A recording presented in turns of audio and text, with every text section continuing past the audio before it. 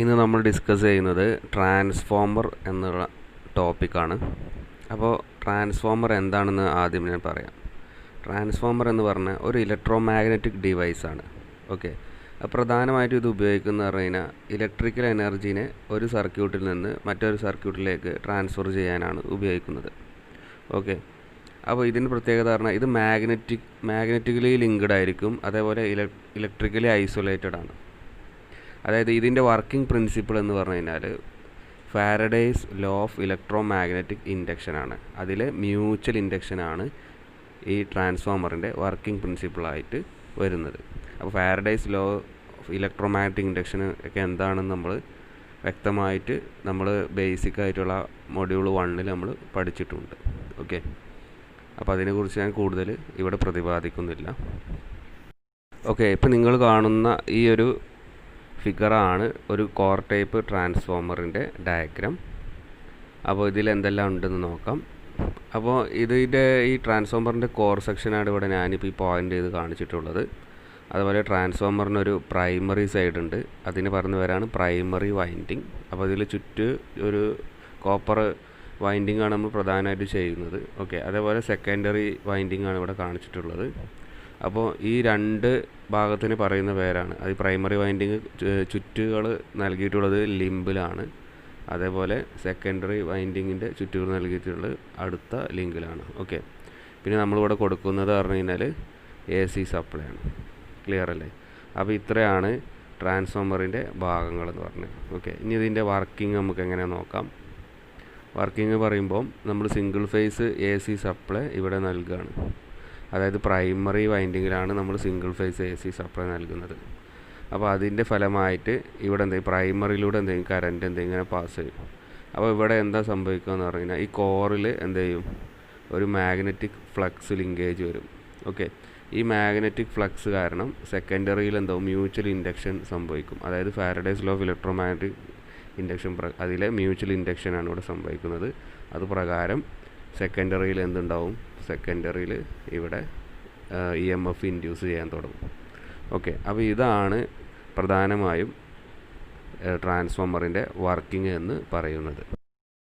അടുത്തതായിട്ട് ട്രാൻസ്ഫോമറിൻ്റെ ക്ലാസിഫിക്കേഷനാണ് ഇനി പറയാനുള്ളത്. അപ്പോൾ അതിലെ മെയിനായിട്ടുള്ള ക്ലാസിഫിക്കേഷൻ എന്ന് പറഞ്ഞാൽ ബേസ്ഡ് ഓൺ ദ കൺസ്ട്രക്ഷൻ, അതായത് അതിൻ്റെ സ്ട്രക്ചറിൻ്റെ അടിസ്ഥാനത്തിൽ രണ്ടായി ക്ലാസിഫൈ ചെയ്തിട്ടുണ്ട്. അതിൽ ഒന്നാമത്താണ് കോർ ടൈപ്പ് ട്രാൻസ്ഫോമർ, രണ്ടാമത്താണ് ഷെൽ ടൈപ്പ് ട്രാൻസ്ഫോമർ. അപ്പോൾ ഇതിൻ്റെ ഫിഗറാണ് ഇപ്പോൾ ഇവിടെ കാണിച്ചിട്ടുള്ളത്. അതിൽ ഒന്നാമത്തെ ഇതാണ് കോർ ടൈപ്പ് ട്രാൻസ്ഫോമർ, രണ്ടാമത്താണ് ഷെൽ ടൈപ്പ് ട്രാൻസ്ഫോമർ. ഓക്കെ, അപ്പോൾ ഇനി എക്സാമിന് ഇത് സാധാരണ ചോദിക്കൽ എന്ന് പറഞ്ഞാൽ ഇതിൻ്റെ കമ്പാരിസൺ ആണ്. അപ്പോൾ നമുക്കിനി ഇതിൻ്റെ കമ്പാരിസൺ എന്താണെന്ന് നോക്കാം. ഓക്കെ, അപ്പോൾ കമ്പാരിസൺ പറയുകയാണ്. കോർ ടൈപ്പ് ട്രാൻസ്ഫോമറിൻ്റെ പ്രധാനമായിട്ടും വൈൻഡിങ് സറൗണ്ട്സ് ദി കോറാണ്. അതായത് വൈൻഡിങ്ങുകളൊക്കെ കോറിന് ചുറ്റുമായിട്ടാണ് വരുന്നത്. ഷെൽ ടൈപ്പിന് കോറ് സറൗണ്ട്സ് ദി വൈൻഡിങ് ആണ്. ഓക്കെ, അപ്പോൾ ഇവിടെ ഷെൽ ടൈപ്പിൽ എങ്ങനെ വരുന്നത്, കോറാണ് വൈൻഡിങ്ങിനെ സറൗണ്ട് ചെയ്യുന്നത്. ക്ലിയർ അല്ലേ? രണ്ടാമത്തെ പോയിൻ്റാണ് ഇറ്റ്സ് കോർ ഹാവ് 2 ലിംബ്സ്. അപ്പോൾ ടു ലിംബ് എന്താണെന്ന് നമ്മൾ നേരത്തെ പറഞ്ഞിട്ടുണ്ട്. ഓക്കെ, അപ്പോൾ ഷെൽ ടൈപ്പിലാണെങ്കിൽ എന്താണ് പറയുന്നത്, ഇറ്റ്സ് കോർ ഹാവ് 3 ലിംബ്, അതിന് 3 ലിംബുകൾ ഉണ്ടാവും. ഓക്കെ, പിന്നെ windings are placed on 2 opposite limbs. ഏത് കോർ ടൈപ്പിൽ 2 ഡിഫറെൻറ്റ് ഫേസിലായിരിക്കും വൈൻഡിങ്ങുകൾ പ്ലേസ് ചെയ്തിട്ടുണ്ടാവുക കോർ ടൈപ്പിൽ. ഇവിടെ windings are present in centre limb, അതായത് ഒരു ലിംബ്, അതായത് നടുവിലത്തെ ലിംബിൽ മാത്രമാണ് ഷെൽ ടൈപ്പിൽ വൈൻഡിങ്സ് പ്രസൻ്റ് ആയിട്ടുള്ളത്. പിന്നെ കോർ ടൈപ്പിൻ്റെ കൺസ്ട്രക്ഷൻ ഡിഫിക്കൽട്ടാണ്. ഷെൽ ടൈപ്പിൽ കൺസ്ട്രക്ഷൻ സിമ്പിളാണ്. ഓക്കെ, പിന്നെ അടുത്തത് പറയാനുള്ളത് cross sectional area of each limb same ആണ്. മറ്റേ cross sectional area of central limb is larger than limb on opposite side. Okay, അപ്പോൾ cross sectional area central limb കൂടുതലാണ് മറ്റേതിനെ ബാക്കിയുള്ള 2 ലിംബിൽ കമ്പയർ ചെയ്യുമ്പോൾ സെൻട്രൽ ലിംബിൻ്റെ ക്രോസ് സെക്ഷണൽ ഏരിയ കൂടുതലാണ് ഏതിൽ, ഷെൽ ടൈപ്പിൽ. മറ്റേ കോർ ടൈപ്പിലാണ് കോർ സെക്ഷണൽ ഏരിയ രണ്ടിൻ്റെ സെയിം ആണ്. ഓക്കെ, പിന്നെ അടുത്ത rate of heat dissipation is low. അതായത് കോർ ടൈപ്പിൽ ഹീറ്റ് ഡിസിപ്പേഷൻ ചൂട് ആവുന്നത് എന്താണ് കുറവാണ്. പക്ഷേ ഷെൽ ടൈപ്പിൽ എന്താണ് rate of heat dissipation is high ആണ്. അതിവിടെ എന്താണ് പെട്ടെന്ന് ചൂടാവുന്ന ഒരവസ്ഥ എന്തുണ്ട് ഷെൽ ടൈപ്പ് ട്രാൻസ്ഫോമറിൽ കാണപ്പെടുന്നുണ്ട്. പിന്നെ കോർ ടൈപ്പ് ആണ് എന്താണ് റയർലി യൂസ്ഡ്. അത് നമ്മൾ റയർലി യൂസ്ഡ് എന്ന് പറഞ്ഞു കഴിഞ്ഞാൽ തന്നെ അതിൽ നിന്ന് കിട്ടി. അത് നമ്മൾ അത്രയും അങ്ങനെ ഉപയോഗിക്കാറില്ല കോർ ടൈപ്പ്. ഓക്കെ, ഇനി ഷെൽ ടൈപ്പ് ആണ് എന്താണ് വൈഡ്ലി യൂസ്ഡ് ആണ്. ഇത് സാധാരണ ഉപയോഗിക്കുന്ന ഒരു ട്രാൻസ്ഫോമറാണിത് ഷെൽ ടൈപ്പ്. പിന്നെ കോർ ടൈപ്പ് ആണെങ്കിൽ എന്താണ് കോസ്റ്റ് ഈസ് ഹൈ. കോസ്റ്റ് പറഞ്ഞാൽ ഇതിൻ്റെ വില വളരെയധികം കൂടുതലാണ്. ഷെൽ ടൈപ്പിന് എന്താണ് കോസ്റ്റ് വളരെ കുറവാണ്. ഓക്കെ, പിന്നെ അടുത്തത് പറഞ്ഞു കഴിഞ്ഞാൽ കോർ ടൈപ്പിൽ പറഞ്ഞാൽ overall transformer losses is more. അത് ട്രാൻസ്ഫോമറിന് ഒരുപാട് ലോസസ് ഉണ്ട്. ഇപ്പോൾ ലോസസ് എന്ന് മനസ്സിലാക്കേണ്ടത് കൂടുതലായിട്ട് നമ്മൾ ഇതിൽ പ്രതിപാദിക്കുന്നില്ല, കാരണം നിങ്ങൾക്ക് ഇതിൻ്റെ ബേസിക് ആയിട്ടുള്ള കാര്യങ്ങൾ മതി. ട്രാൻസ്ഫോമറിൻ്റെ ലോസസുകൾ എന്ന് പറഞ്ഞാൽ iron loss, copper loss, eddy current loss, അങ്ങനത്തെ ഒരുപാട് ലോസസുകളുണ്ട്. അപ്പോൾ അത്തരം ലോസസുകളൊക്കെ എന്താണ് കോർ ടൈപ്പ് ട്രാൻസ്ഫോമറിൽ കൂടുതലായിരിക്കും. ഓക്കെ, പക്ഷേ ഷെൽ ടൈപ്പിൽ എന്താണ് ലോസസ് ആർ അതായത് ഇതിനെ കമ്പയർ ചെയ്യുമ്പോൾ എന്താണ് കുറവാണ്. ഓക്കെ, അപ്പോൾ ഇത്രയാണ് ഇതിൻ്റെ ഷെൽ ടൈപ്പ്. അതേപോലെ കോർ ടൈപ്പിൽ നമ്മൾ ഡിഫറൻഷ്യേറ്റ് ചെയ്യുകയാണെങ്കിൽ ട്രാൻസ്ഫോമറിൽ സാധാരണ ഇത് കമ്പാരിസനാണ് ചോദിക്കുക. അപ്പോൾ ഇതിലൊരു 4-5 പോയിൻ്റെങ്കിലും നിങ്ങൾ എന്ത് ചെയ്യണം പരീക്ഷയ്ക്ക് കൃത്യമായിട്ട് ആൻസർ ചെയ്യണം. ഓക്കെ, രണ്ടാമതായി ട്രാൻസ്ഫോമറിനെ ക്ലാസിഫൈ ചെയ്തിട്ടുള്ളത് ബേസ്ഡ് ഓൺ ഫങ്ഷനാണ്. അപ്പോൾ രണ്ടായിട്ട് തരം തിരിച്ചിട്ടുണ്ട്. ഒന്ന് പവർ ട്രാൻസ്ഫോമർ, രണ്ടാമത്തത് ഡിസ്ട്രിബ്യൂഷൻ ട്രാൻസ്ഫോമർ. അതായത് നിലവിൽ നമ്മൾ ട്രാൻസ്ഫോമർ കണ്ടിട്ടുണ്ടാവുമല്ലോ. ഓക്കെ, ആ ട്രാൻസ്ഫോമറിന് പറയുന്ന പേരാണ് distribution transformer. Okay, power transformer എന്ന് പറഞ്ഞു കഴിഞ്ഞാൽ ജനറേറ്റിംഗ് ട്രാൻസ്ഫോമറാണ്. ഓക്കെ, ജനറേറ്റിംഗ് സ്റ്റേഷനിൽ കാണപ്പെടുന്ന ട്രാൻസ്ഫോമറാണ് പവർ ട്രാൻസ്ഫോമർ. ഓക്കെ, അപ്പോൾ അതിൻ്റെ ഡിഫറൻഷിയേഷനാണ്, അതിൻ്റെ കമ്പാരിസനാണ് ഇവിടെ നമ്മൾ ചെയ്തിട്ടുള്ളത്. അപ്പോൾ പവർ ട്രാൻസ്ഫോമർ പ്രധാനമായും high power and high voltage ആപ്ലിക്കേഷനാണ് ഉപയോഗിക്കുക. ഡിസ്ട്രിബ്യൂഷൻ ട്രാൻസ്ഫോമറാണ് low and medium power. Okay, അതേപോലെ മീഡിയം വോൾട്ടേജ് ആപ്ലിക്കേഷനാണ് ഡിസ്ട്രിബ്യൂഷൻ ട്രാൻസ്ഫോമർ ഉപയോഗിക്കുക. ഇനി രണ്ടാമത്തെ പോയിൻ്റ് ഇതാണ്, load on this transformer is almost constant. Okay, അതായത് പവർ ട്രാൻസ്ഫോമറിൻ്റെ ലോഡ് ഭാഗം എന്താണ് എല്ലാ സമയവും എന്താണ് അതായത് സ്ഥിരതയുള്ളതായിരിക്കും. പക്ഷേ ഡിസ്ട്രിബ്യൂഷൻ ട്രാൻസ്ഫോമറിൻ്റെ ലോഡ് സൈഡ് എന്താ സ്ഥിരത ഉണ്ടാവില്ല, അതിൻ്റെ ലോഡിൽ വേരിയേഷൻസ് വന്നുകൊണ്ടേയിരിക്കും. ഓക്കെ, പിന്നെ പവർ ട്രാൻസ്ഫോമർ അതായത് സാധാരണ കാണുന്നത് എവിടെയാണ് സബ്സ്റ്റേഷനുകളിൽ, പവർ സ്റ്റേഷനിൽ. ഞാൻ നേരത്തെ പറഞ്ഞു ജനറേറ്റിംഗ് സ്റ്റേഷനാണ്. ഇത് സാധാരണ നമ്മൾ സബ്സ്റ്റേഷനിൽ മാത്രമേ കാണും. അതേപോലെ ജനറേറ്റിംഗ് സ്റ്റേഷനുകളിൽ മാത്രമേ ഇത്തരം ട്രാൻസ്ഫോമർ കാണപ്പെടുള്ളൂ. ഇനി ഡിസ്ട്രിബ്യൂഷൻ ട്രാൻസ്ഫോമർ ആണെന്നുണ്ടെങ്കിൽ എന്താണ് നമ്മൾ സാധാരണ കാണുന്ന ടൈപ്പ് ട്രാൻസ്ഫോമറാണ് ഡിസ്ട്രിബ്യൂഷൻ ട്രാൻസ്ഫോമർ. ഈ റോഡ് സൈഡിലൊക്കെ ഉണ്ടാവും KSEBൻ്റെ ഒക്കെ. ആ ട്രാൻസ്ഫോമറാണ് ഡിസ്ട്രിബ്യൂഷൻ ട്രാൻസ്ഫോമർ. ഓക്കെ, അത് നോർമലി സീൻ ഇൻ കൺസ്യൂമർ സൈഡാണ്. കൺസ്യൂമറാണ് ഉപഭോക്താവ്.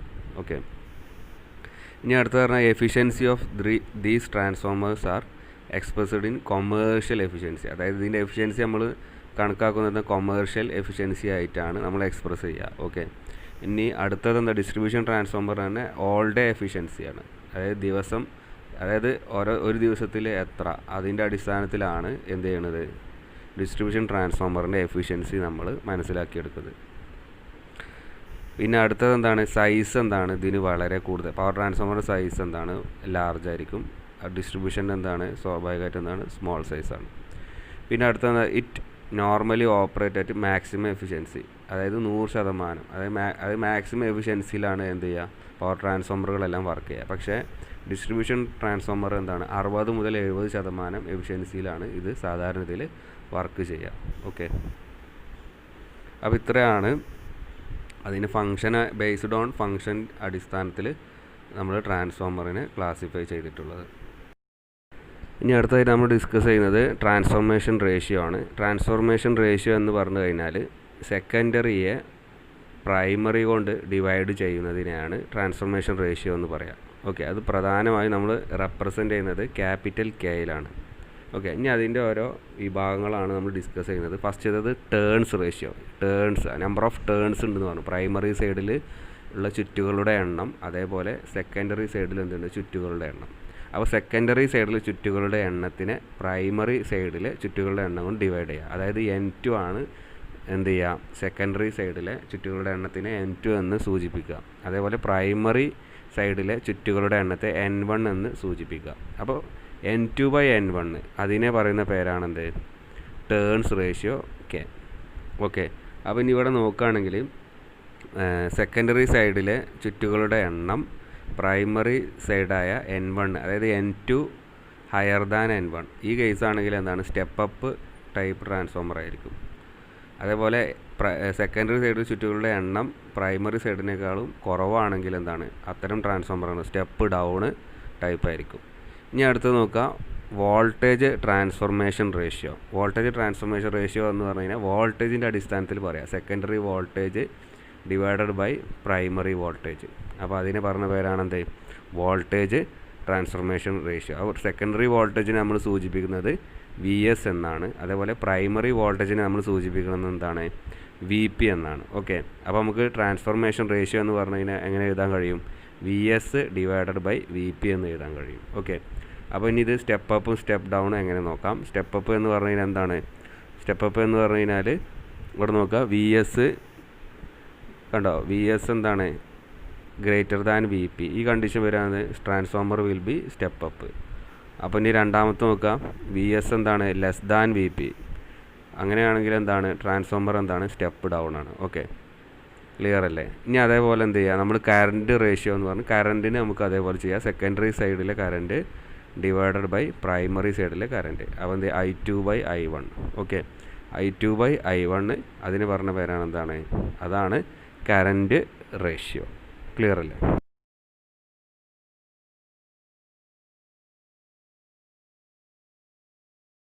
അടുത്തതായിട്ട് നമ്മൾ ഡിസ്കസ് ചെയ്യുന്നത് വെൽഡിംഗ് ട്രാൻസ്ഫോമറാണ്. വെൽഡിംഗ് ട്രാൻസ്ഫോമർ എന്ന് പറഞ്ഞു കഴിഞ്ഞാൽ സ്റ്റെപ്പ് ഡൗൺ ട്രാൻസ്ഫോമറിൻ്റെ കാറ്റഗറിയിൽ പെട്ടതാണ് വെൽഡിംഗ് ട്രാൻസ്ഫോമർ. അപ്പോൾ ഈ വെൽഡിംഗ് ട്രാൻസ്ഫോമറിൻ്റെ പ്രത്യേകത എന്ന് പറഞ്ഞു കഴിഞ്ഞാൽ അതിൻ്റെ സെക്കൻഡറി സൈഡിൽ എന്താണ് കറൻറ്റിൻ്റെ വാല്യൂ, അത് സെക്കൻഡറിയിൽ ഉണ്ടാകുന്ന കറൻറ്റിൻ്റെ വാല്യൂ എന്താണ് ഹൈ ആയിരിക്കും, കൂടുതലായിരിക്കും. അതേപോലെ സെക്കൻഡറിയിൽ ഉണ്ടാകുന്ന വോൾട്ടേജ് എന്താണ് വളരെ സ്മോൾ അല്ലെങ്കിൽ വളരെ ചെറിയ വോൾട്ടേജ് മാത്രമേ സെക്കൻഡറി സൈഡിൽ ഉണ്ടാവുള്ളൂ. ഓക്കെ, അപ്പോൾ അതൊന്ന് ഓർത്ത് വെക്കുക.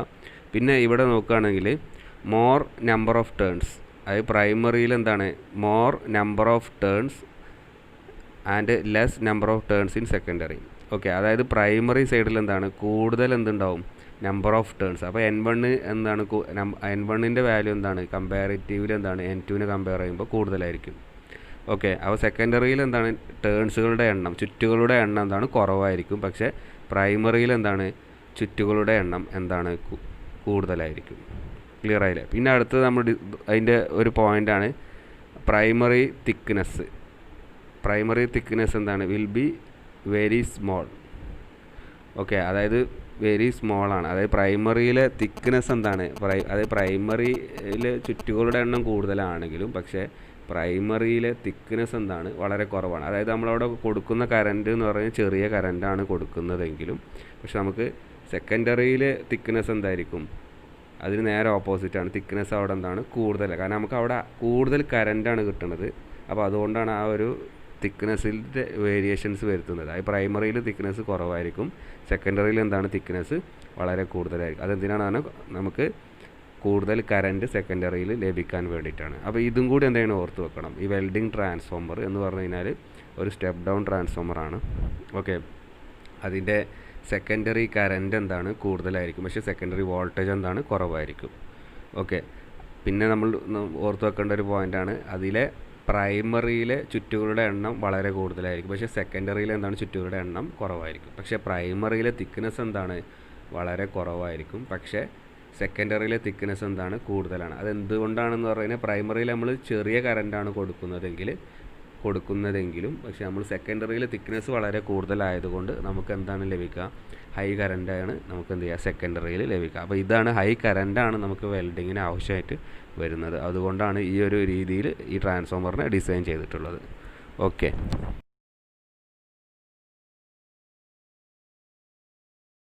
ായിട്ട് നമ്മൾ ഡിസ്കസ് ചെയ്യുന്നത് ഓട്ടോ ട്രാൻസ്ഫോമറാണ്. അപ്പോൾ ഓട്ടോ ട്രാൻസ്ഫോമർ എന്ന് ചോദിച്ചു കഴിഞ്ഞാൽ നമ്മൾ ഈ ഒരു ഫിഗർ വ്യക്തമായിട്ട് നമ്മൾ വരച്ച് വെക്കണം. ക്ലിയർ അല്ലേ.